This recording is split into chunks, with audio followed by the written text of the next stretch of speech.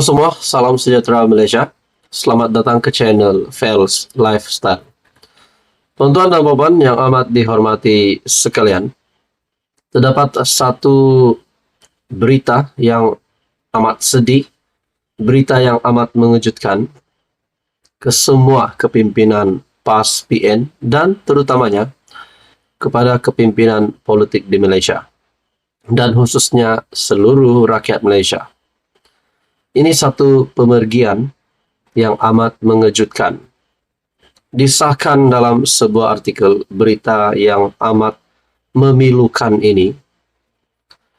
Seperti yang kita tahu, pada pilihan raya negeri, 6 buah negeri yang diadakan pada 2 minggu yang lepas, pada 12 Ogos, di mana nama baharu calon dari PAS PN, pemain bola sepak, bekas pemain bola sepak, yang terkemuka, yang terkenal, yaitu Badrul Bakhtiar.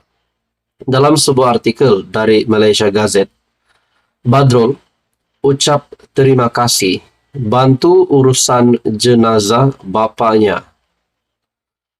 Ahli Dewan Undangan Negeri Adun Gurun, Badrul Bakhtiar merakamkan penghargaan kepada semua pihak yang terlibat dalam apa jua urusan pemergian Allahyarham bapanya, Bakhtiar, semalam. Artikel ini pada 24 Ogos. Beliau juga mengucap terima kasih kepada mereka yang memberikan ucapan takziah dan doa. Kata-kata semangat selain bantuan dan sumbangan tenaga untuk pengurusan pengangkutan dan pengkebumian jenazah bapanya. Terima kasih tak terhingga juga kepada YB, Tuan Guru, Dato, Datin, Ustaz, Ustazah, sahabat, serta seluruh muslimin dan muslimat yang hadir menziarahi bapa saya pada hari ini. Dalam artikel ini lagi, kami seisi keluarga juga mendoakan semoga Anda semua akan sentiasa dalam perlindungannya, diberikan keberkatan, dilanjutkan usia, dimurahkan rezeki, serta dipermudahkan segala urusan hidup seharian. Arwah meninggal dunia di kediamannya di Cintasayang Resort Villa, Sungai Petani, Kedah pada pukul 6.04 pagi. Berdasarkan laporan media, Allahyarham baru selesai menjalani pembedahan berkaitan penyakit angin, pasang, dan Badrul turut menemani bapanya untuk menjalani rawatan di Hospital Sultan Abdul Halim, Sungai Petani sejak beberapa hari lalu. Jenazah selamat dikebumikan selepas solat zuhur di tanah perkuburan Islam, Masjid Al-Bushra, Merbok.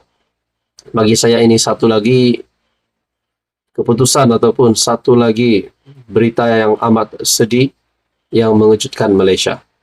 Saudara-saudara, tuan-tuan dan puan, sekian saja kali ini. Teruskan bersama di dalam channel ini untuk info yang seterusnya. Halo semua, salam sejahtera Malaysia. Selamat datang ke channel Fels Lifestyle.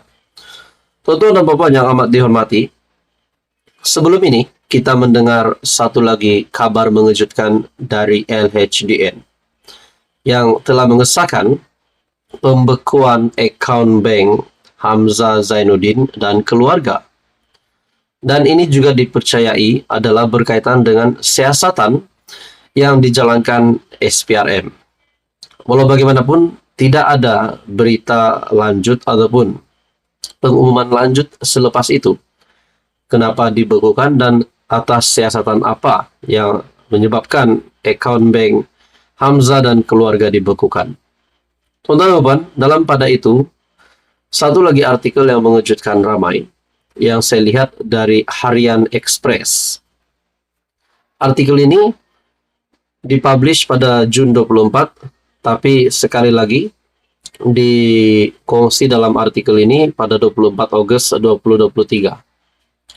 Ini adalah berkenaan dengan wang tunai RM44 juta ditemui di pejabat, rumah, dan kenderaan.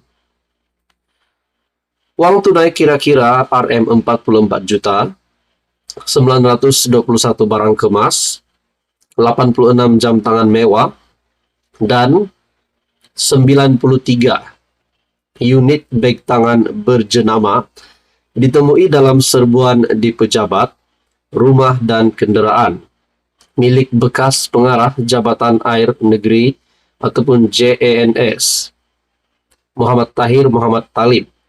Hishamuddin Muhammad Esa berkata, uang tunai Rm 23 juta ditemui di atas pejabat, di atas meja pejabat, sofa panjang, kabinet televisyen dan kabinet kayu, serta di dalam beg semasa serbuan pertama di pejabat beliau.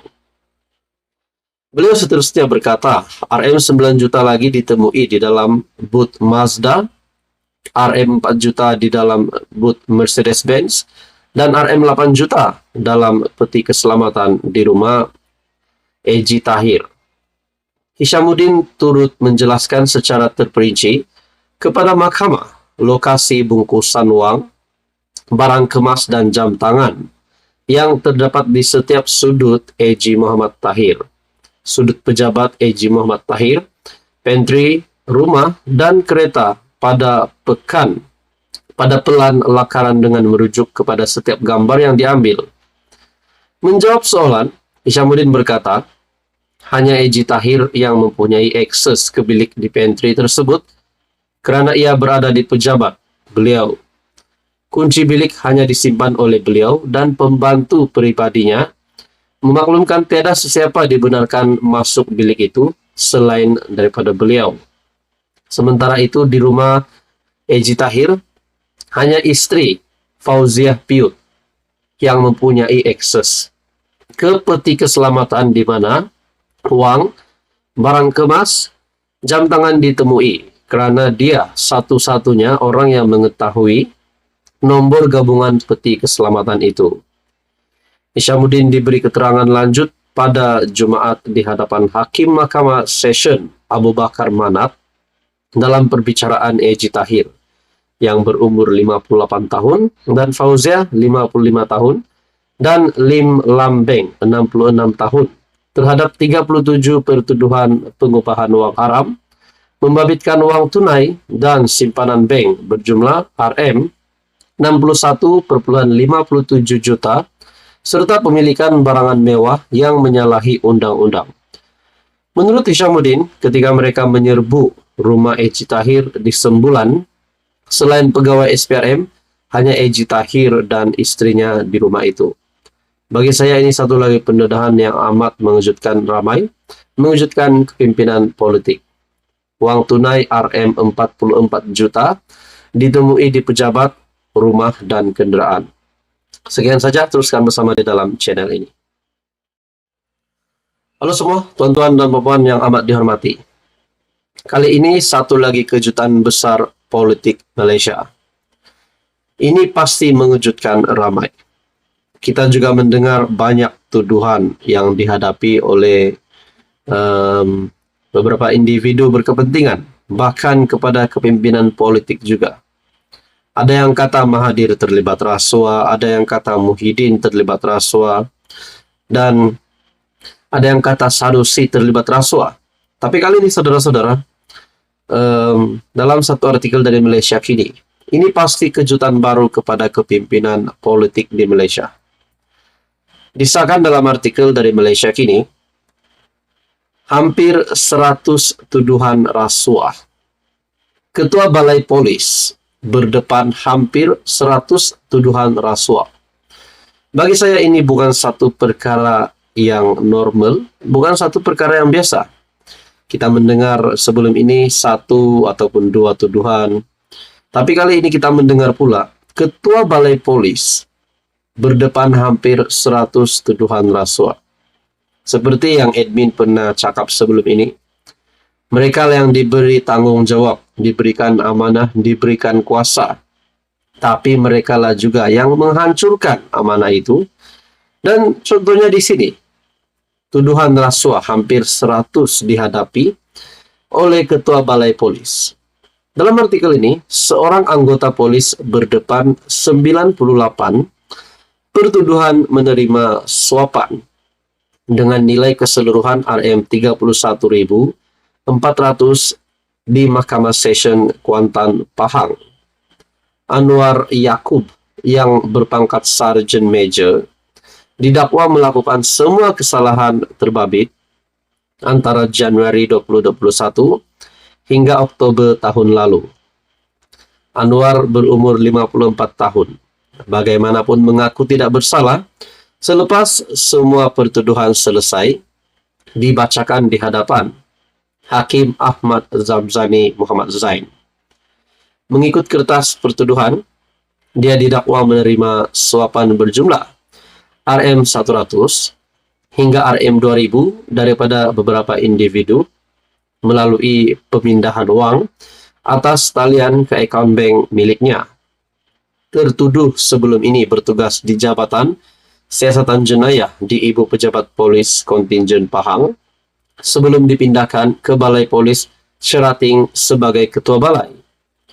Pendakwaan dibuat mengikut Seksyen 165 Kanun Keseksaan oleh pegawai dari SPRM, Rifa Izati Abdul Muttalif.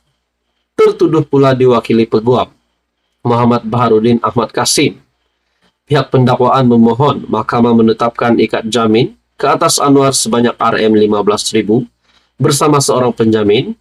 Namun, Peguam mewakili tertuduh memohon agar jumlah itu dikurangkan.